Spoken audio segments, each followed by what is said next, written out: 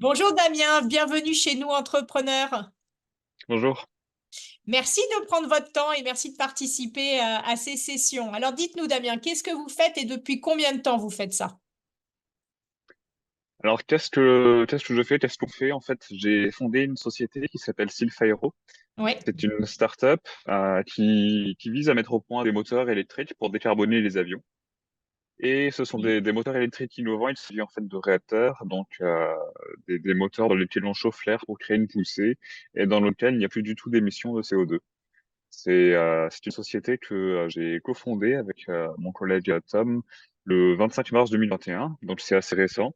Ok, Nous l'avons fondé en 2021 et ensuite nous travaillons à la mise au point d'un petit prototype, une preuve de concept depuis mars 2022 qui vise en fait à démontrer la faisabilité.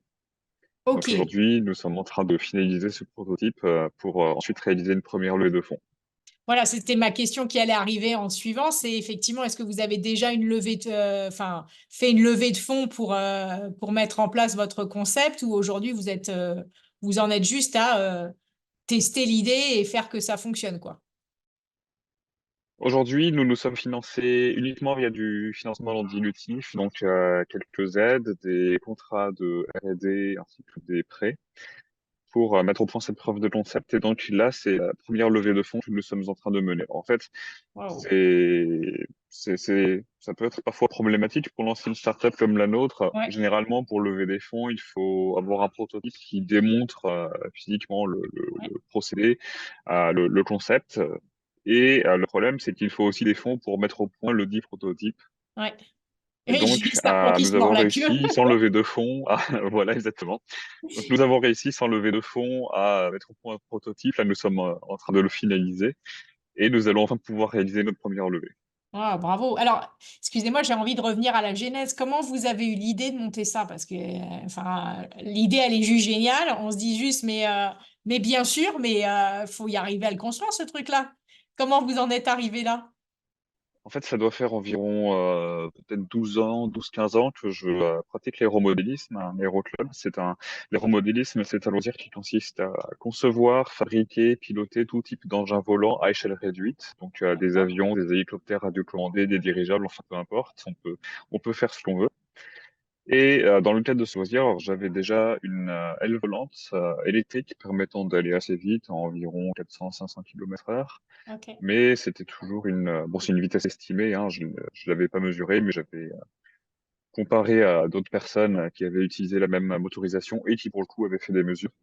Et donc, je me m'étais aperçu que cet avion, cette aile volante était déjà très performante, très rapide, mais il était difficile avec une propulsion électrique d'aller plus vite, d'aller aussi vite en l'occurrence qu'un réacteur. Et donc, c'est à ce moment-là que je me suis demandé si c'était pas une meilleure chose de simplement électrifier les réacteurs pour D'accord. permettre aux avions électriques d'aller plus vite et aussi d'atteindre d'ailleurs des puissances plus élevées. Et donc, c'est de là que provient l'idée. Alors, dans un réacteur, il faut chauffer l'air et d'habitude, c'est fait en brûlant un carburant. Donc, j'ai commencé par chercher une méthode efficace pour remplacer cette combustion et j'ai fini par trouver une technologie qui consiste à créer un arc électrique et à le maintenir. Et en fait, ça va fonctionner comme une résistance chauffante. Ça va permettre de chauffer l'air, même si c'est un débit important, à une température qui peut dépasser 3000 degrés Celsius. On est même à une température supérieure à une combustion classique, en fait. Waouh. Et donc, c'est de là que vient l'idée du projet. Après, par la suite, je me suis un peu intéressé aux différentes applications parce que le monde de la propulsion est très vaste. Ouais. Et puis, je me suis aperçu qu'il valait mieux développer cette technologie pour des avions un peu plus gros que des modèles réduits. Alors, pas seulement parce que c'est un marché plus important, mais aussi parce que les micro-réacteurs ont généralement un rendement beaucoup plus faible. Et ça peut être problématique quand on n'a pas beaucoup d'énergie contenue dans les batteries.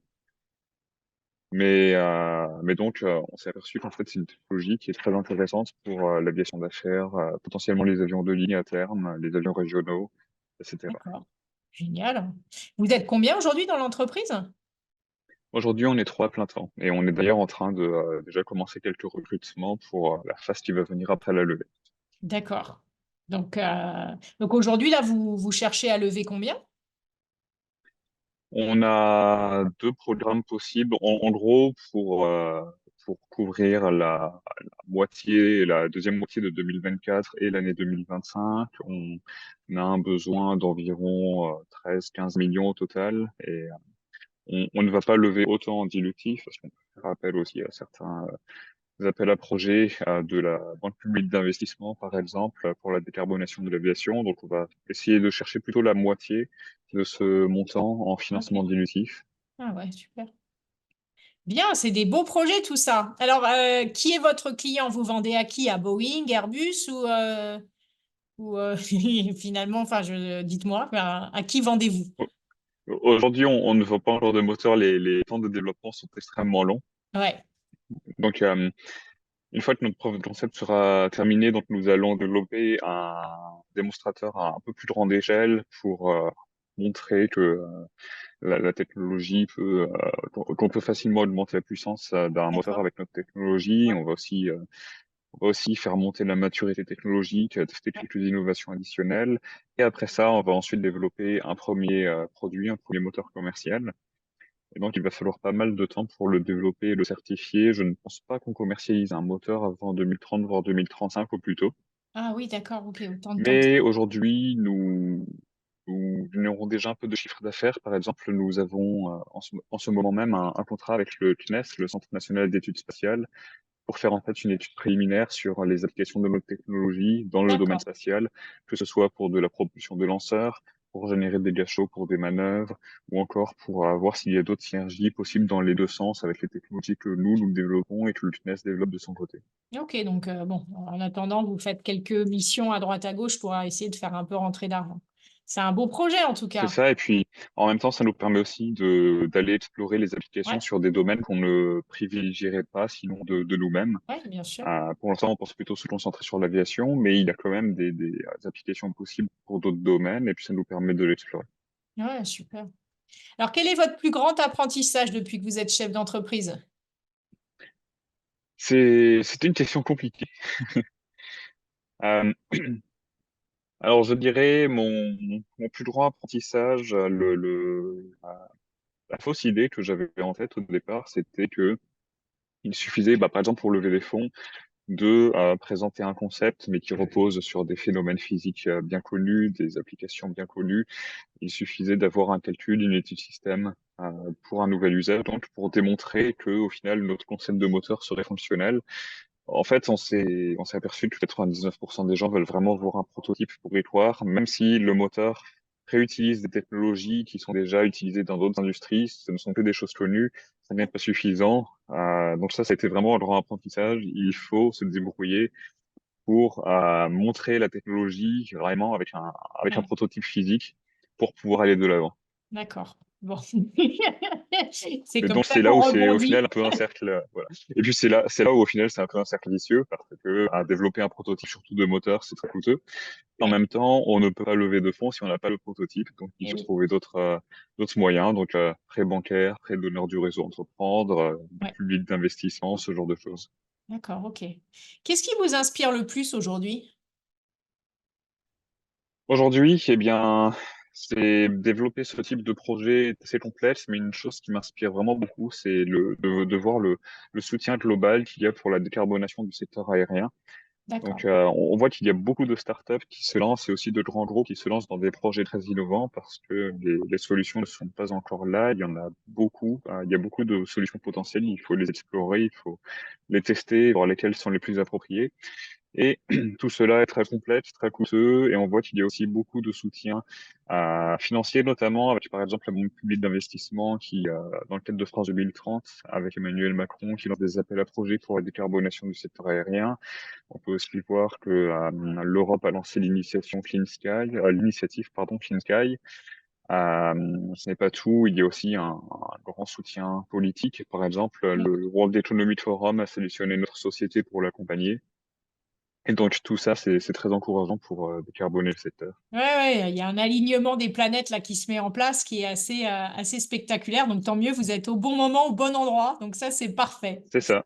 Et en plus, nous bénéficions aussi des avancées faites par les uns les autres, parce que par exemple, Bien même si on sûr. n'a pas la même technologie propulsive que d'autres sociétés qui développent des avions électriques comme Eviation, on bénéficie quand même de leur visibilité, du fait que eux démontrent déjà l'impact commercial potentiel avec leur avion. Bien sûr. Et l'aviation électrique dépend aussi beaucoup du développement des batteries ou d'autres technologies de stockage d'électricité. Et donc, on bénéficie aussi des avancées qui sont faites dans l'automobile ou encore pour les smartphones, par exemple. Donc, tous ces facteurs-là font que c'est effectivement un bon timing. Ouais, super. Alors, qu'est-ce que vous avez appris sur vous-même au cours de votre parcours? Euh, qu'est-ce que j'ai appris sur moi-même? Eh bien, j'ai appris que il était possible d'accomplir des choses que je ne pensais pas réalisables. Alors, par exemple, j'ai parlé du World Economic Forum. Je n'imaginais pas un jour le rejoindre, être accompagné par le World Economic Forum, y être invité. C'est un exemple parmi d'autres. Et en fait, je suis quelqu'un d'assez timide, introverti, on va dire. Alors, j'aime beaucoup la technique. Ça, c'est une partie que j'aime beaucoup dans le développement d'une entreprise, la technique et la stratégie. Mais prendre la parole devant, par exemple, des centaines de personnes, comme ça m'est arrivé de le faire au final lors de congrès, de salons, c'est une chose que j'ai jamais trop aimé. Être sous le feu des projecteurs, tout ça, j'ai jamais trop été à l'aise avec ce genre de choses. Mais en même temps, ça permet bien à la société d'avancer. Et puis au final, ça permet de débloquer voilà, pas mal de soutien, pas mal d'avancées pour la société, pour son développement. Et bon, j'imaginais pas être capable de faire tout ça. Ah, bravo en tout cas. Alors, à quoi ressemble l'avenir et quels sont, selon vous, les défis que vous allez devoir relever? Le, alors, en ce qui concerne l'avenir,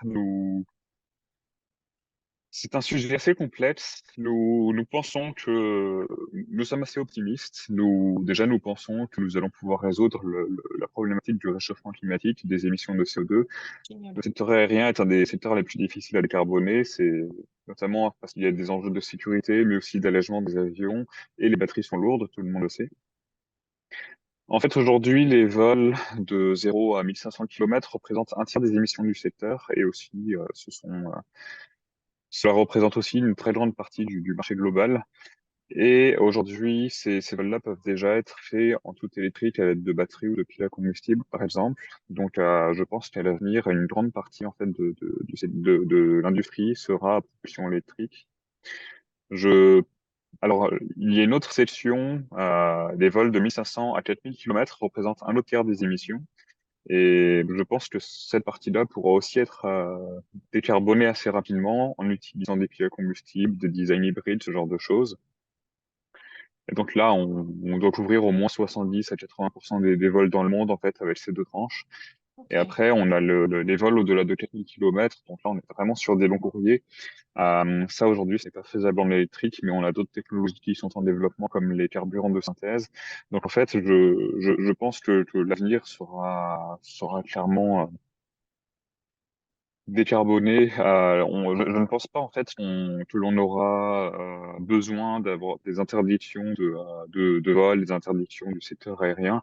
On est assez optimiste, on pense qu'on va réussir à décarboner le secteur. C'est un objectif quand même ambitieux parce que si on veut, par exemple, renouveler les flottes d'ici à 2050, il faudrait dans l'idéal commercialiser des avions en 2035 pour laisser le temps ensuite aux compagnies Bien aériennes de sûr. renouveler leur flotte. Ouais.